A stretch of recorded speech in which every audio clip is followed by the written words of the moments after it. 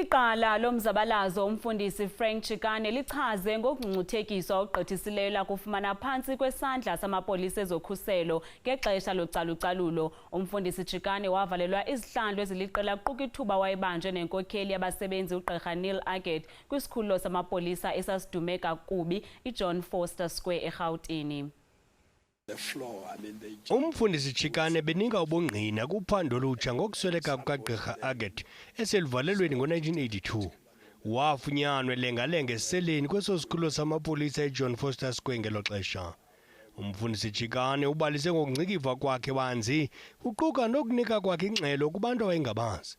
Ukwachaze indlela amakhosi ezokhuselo agrogrisa ngokumjula ngaphandle kweso sakhiwo kanye ngohlobo ayeqhele ukwenza ngalo amanye amabanjwa ezopolitiko. I was taken to a window, at 10th floor, where I was told this is where they took out Timol and that they were going to throw me out of that window if I don't talk.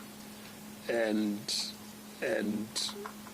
I didn't tell them what they want, and they actually did an action to try to put me at the window as if they are throwing me out. Ukufunyanwa kukaGqirha Agathe lengalenga kwachazwa njengokuzibulala ngurhulumente wendlebe ezikhanyelanga, kodwa usapho lwakhe zange luyikholelwe yokuba le nkokheli yazibulala.